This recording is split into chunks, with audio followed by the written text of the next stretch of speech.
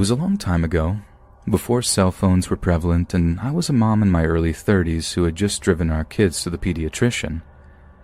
The Macon, Georgia doctor's office was an hour away from our home, and I was just taking the two youngest of my three, then ages 1 and 3 years old, to our scheduled appointment.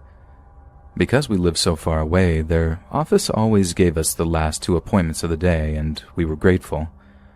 The doctor had just built a new building off of a fresh spur of the highway, so the location was quite isolated in every direction, but a very nice facility compared to his old spot by the hospital there. His new building was also pretty far back on the new lot, and my car, a black Jeep Cherokee that we had owned for 2 years, was one of only 4 or 5 cars in the parking lot when we got there. I parked near the front door, removed the kids from their car seats, and for the next hour or so we waited, then saw the doctor, paid, and finally exited back outside. Mine was the only car left in the lot as I loaded the children in their car seats for our trip home, but as the receptionist locked the front glass doors, my car somehow wouldn't start when I turned the key. There was just an odd clicking noise. Gathering the children once again, I knocked on the door until someone allowed us back in and asked to borrow their phone to call a nearby garage for service. I found one in the phone book, and the man said that he would come, but that it might be a bit, so I told him my location, left to go back out to the car, rolled down all the windows, and loaded the children back into their seats once more as we waited. Soon we watched as all the lights were turned out in the building again and everyone left, the cars departing one by one from behind the building somewhere, leaving us now completely alone in the parking lot. As it was still light, I spent a lot of that time trying to tend to the children, digging through our car for snacks and a bottle, making sure that they weren't getting too hot, etc. Although the service station attendant said that it was probably going to be quite a while, I was pleasantly surprised when a truck pulled into the empty parking lot pretty soon and a man got out of his pickup, smiled and nodded to me, and said that he was going to raise the hood. He was middle-aged and a bit scruffy, but quite frankly, many gas station attendants sometimes look that way, especially at the end of the day, and I was grateful when he began doing something under the hood almost immediately. I sat down again in the driver's seat with the door open, waiting for him to tell me to try the engine, but he seemed to be taking a long time checking the connections, and I longed for him to just grab jumper cables, yet he never did. Without getting out of the car, I asked him what he thought was wrong, and he said, "Oh, it's just a loose wire, not the battery," and continued doing whatever it was he was doing. I couldn't see his face at all from where I was sitting, and his hands were slightly visible through that long, horizontal slit between the windshield and the raised hood as we waited. More than once he said it was merely a loose wire, and if I would just come up here really quick, he could show me which one it was, so it would never happen again. I remember kind of smiling and shaking my head, saying that sadly there was no reason to show me anything as I didn't know anything about cars. I just thanked him and continued to stay in the driver's seat, again just waiting for the inevitable signal to try to start the ignition that was most surely coming any moment. At one point I remember thinking that he was definitely flirting as he spoke, but I was trying above all to be polite and kind as he was indeed helping us. We were hot and tired and miserable, and truthfully I was distracted with the kids. Oddly enough, he was starting to sound a little frustrated with me because I wouldn't come up and look at the engine. I remember thinking that I certainly didn't want to make him mad where he left us there all alone with the sun sinking so quickly. And then the strangest thing happened. Another truck suddenly pulled into that desolate parking lot, and as it did, this nice guy working underneath my hood suddenly slammed it shut, ran to his truck, started it, and drove away very quickly, without even saying a word of goodbye. I was both confused and a little anxious when he did this, because I didn't know who was now arriving. I even remember feeling a little frightened that he had suddenly left me there alone with 2 little ones defenseless. Why wouldn't he at least stay and speak to whoever was parking next to me now? It certainly seemed the southerly gentleman thing to do. I looked around and was very aware once again that there were no visible cars on the road, no homes or businesses nearby, and the sun was continuing to set quickly. As this new, also unmarked pickup pulled in next to me, I got out of the car once again, this time more apprehensively. Upon exiting, though, he immediately introduced himself, and his name and voice seemed to match who I had spoken to on the phone much earlier. He then actually called me by name, apologized for being so late, and finally smiled and stared towards the road, pointing and asking who the man was that had just left so suddenly. Relieved and unfazed, I just smiled back in surprise and told him, "Well, I don't know. I thought all this time he was you." And we both laughed slightly as he then grabbed jumper cables, walked to the front of my car, raised the hood, and started to work. I immediately sat back in the driver's seat once more, suddenly grateful that, with luck, that air conditioner would be blowing full blast shortly, and once again checking the children. While listening for the familiar words, "try it," I had my back completely turned towards the children when he surprised me by suddenly coming to the driver's side door.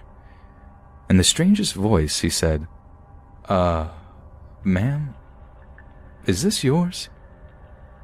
And when I looked into his hands, he was holding a long, thin, dagger-like looking device that was about 1.5 feet in length.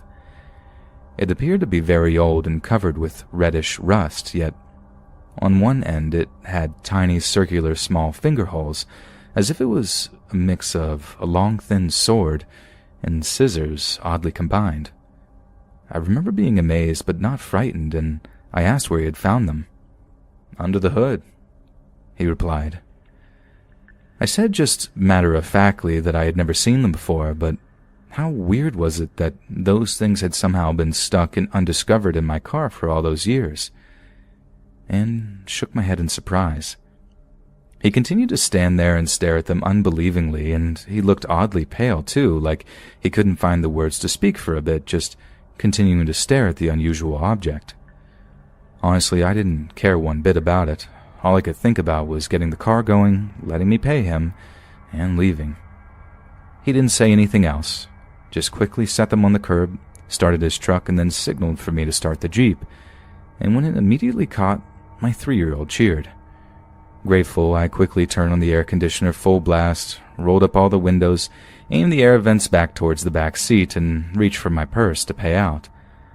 I stood up and took a few steps to meet him so I could hear the amount now owed. With both of my vehicles running, he came back around to my driver's side, but instead of handing me the bill, irritated me a bit by walking right past me and picking up that weird object once more.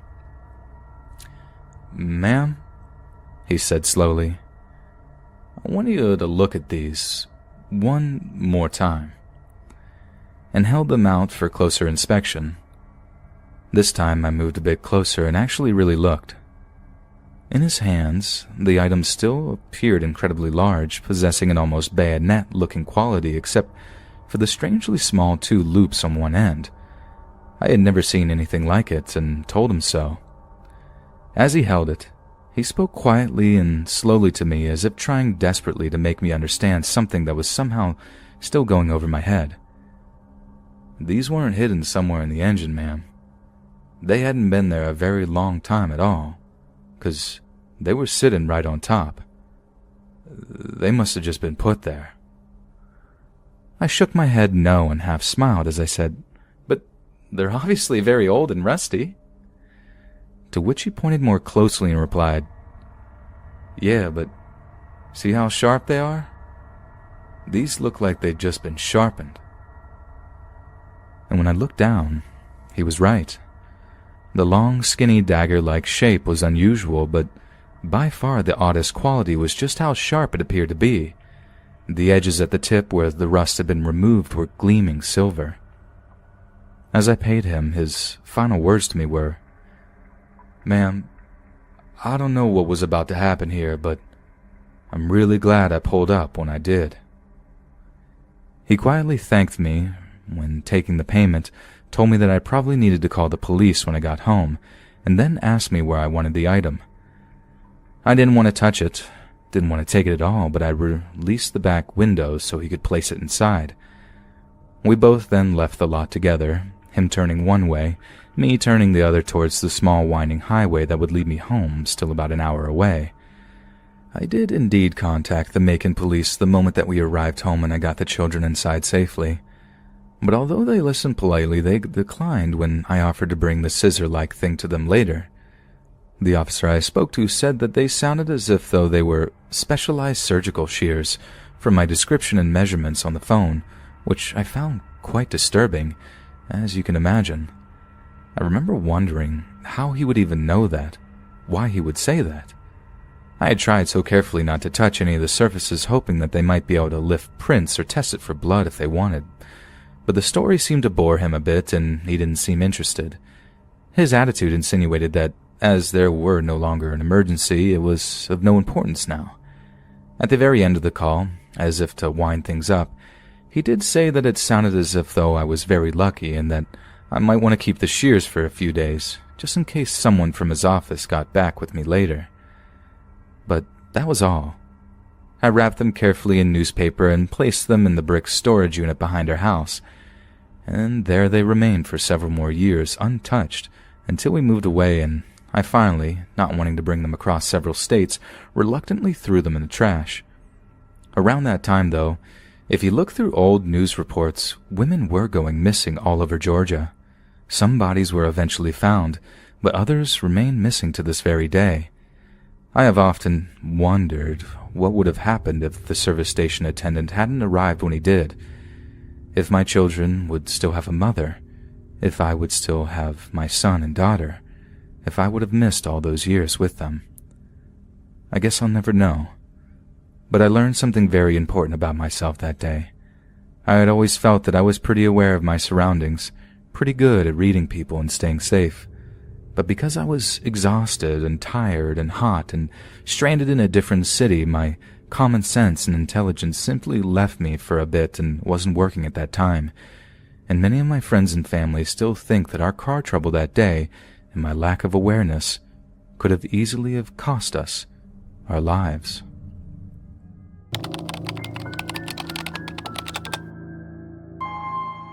Chat rooms I've always been okay with. It's the idea of turning my camera on that always freaked me out. I think just chatting, just using text gave enough distance, enough, anonymity to let you talk freely and not really worry about what you were saying, especially if the person you were talking to was a stranger. But when you're on camera talking to them, well, that's something different. Then you kind of feel like you're being observed or scrutinized or whatever. It's uncomfortable. Plus, I never liked the idea of people knowing too much about me. Chat rooms are fine, as long as you have the distance. I think before what happened, my paranoia about cameras was started by my dad.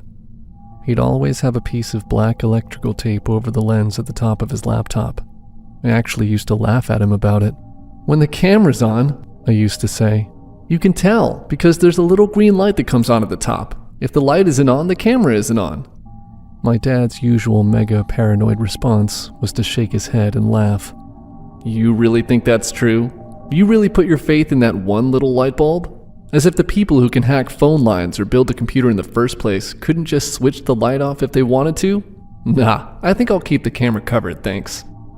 What was hilarious about this was that my dad talked like he had classified documents and top-secret military information on his battered old laptop, as if the CIA and the FBI were going to hack into his computer just to look at the photos from his latest camping trip with the guys, or read endless documents about different types of fishing tackle. It was actually hilarious.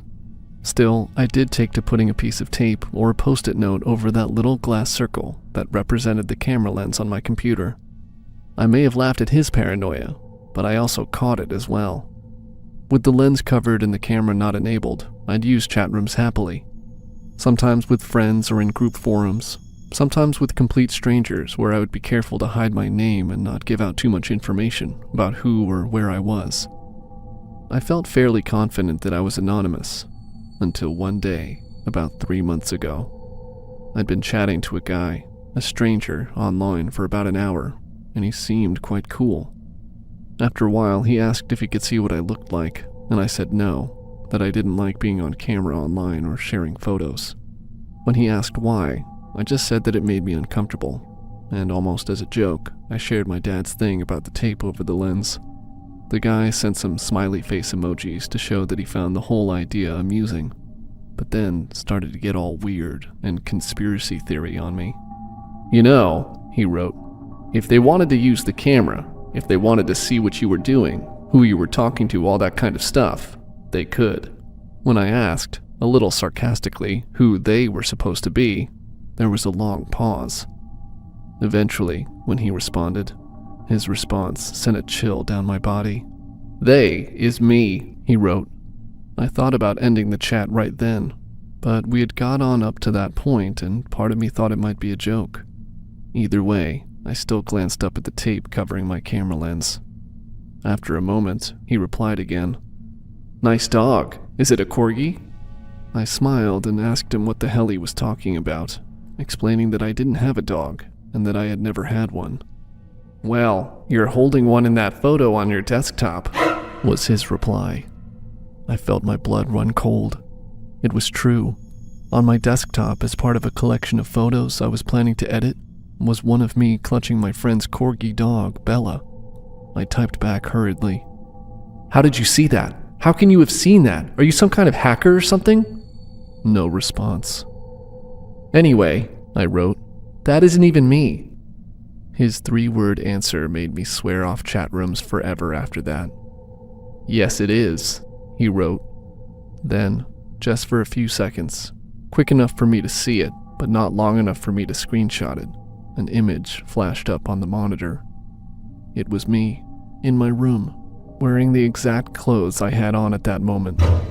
What was worse, far worse though, was that the photograph was taken from a different angle to my laptop camera. I slammed the laptop shut, screamed for my dad, and spent the next 4 hours searching the room for a camera. My dad even went out and bought a metal detector to go around the room to try to find it. There was nothing, but my dad offered to switch rooms with me so that I would feel more comfortable. A lot of people I tell don't believe me when I tell them this story. What freaked me out even more, though, was that when I told the guys who really understand computers, the ones whose opinions I trust, they were not in the least bit surprised.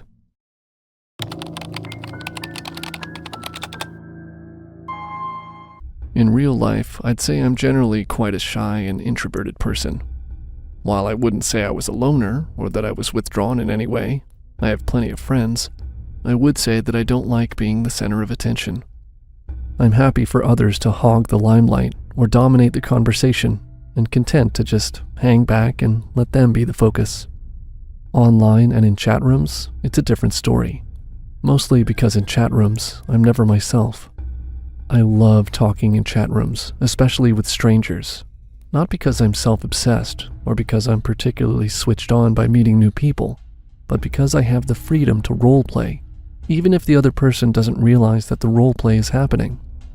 At different times and with different people, I'll adopt completely different personas, become a different character. These personas are like characters I've invented. The people on the other end of the line have no idea that they're talking to a 19-year-old girl from Texas unless I tell them, but sometimes I don't. Sometimes I pretend to be Jessica, the 34-year-old part-time model and fashion designer from Beverly Hills, who's obsessed with designer labels and certain TV shows. Sometimes I pretend to be Maddie, the 25-year-old rocker chick who's into the Ramones, reads Nietzsche, and has deep conversations about philosophy and religion. Sometimes I even pretend to be boys, like Chad, the college jock who's on the wrestling team, and talks to strangers about his problems with his equally fictitious girlfriend Tiffany. For the person on the other end, there isn't a difference. As far as they know, they really are talking to Jess, Maddie, or Chad. They carry on the conversation as if the character I've invented is real, and I get to practice a bit of storytelling and fantasy. Up until around a month ago, I would have said you should try it, because it's fun. Now, I'd say you shouldn't. One Friday, I got a call from a friend of mine who started the conversation without even saying hello. Instead, she just jumped right in with, "What's with all the friend requests?"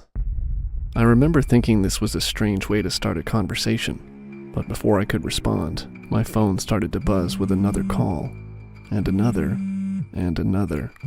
Texts, notifications from different social media accounts, all flooding in at the same time. I decided to ignore them until I finished this conversation and asked my friend what she was talking about. She said that she had received 3 friend requests on Facebook and 4 new followers on Instagram, all from different accounts with different names, but all with my picture. "Who the hell is Maddie or Jess?" she said as I felt my legs turn to jello. I told her I'd call her back and checked my other messages. They were from my other friends, all furious at me for hurling abuse at them. Apparently, they had received the same friend requests from people with the name of the characters I created, all with my photo. When they accepted it, they got a torrent of the most hideous abuse and vile pictures posted on their timelines. Disgusting images and the kinds of phrases and threats that you wouldn't wish on anyone. I won't repeat them here, but trust me, they would be enough to get you banned from most platforms. For a moment, I struggled to work out what was going on, but eventually in time, I figured it out. Someone had realized that I was playing all of these characters in chat rooms and had decided to teach me a lesson. The only way that would be possible, I thought, was if they had somehow hacked or cloned my computer, or if they had actually seen me using the chat rooms, on my phone or on my laptop, and decided to play a cruel trick on me, to ruin my friendships with other people, and paint me out as this vile person. I ran anti-spyware software through my computer and found nothing. It hadn't been hacked, or at least didn't look like it had. Then I thought back to when I might have left my phone or laptop unattended. Thought about who might have had access to them while I wasn't around, and could have figured out that I was playing several characters at once. Who might want to play this cruel trick to isolate me from my friends, and why? Remember I said about the first friend who called? The one who asked, "What's with all the friend requests?" Well, I left my laptop at hers one night after we were studying together. It's the only other person who would have had access to it. Let's just say, she is no friend of mine anymore. Our official merch store is finally here. If you want to support more of our channel, check out our merch shop. The link is in the description down below. See you on the next video.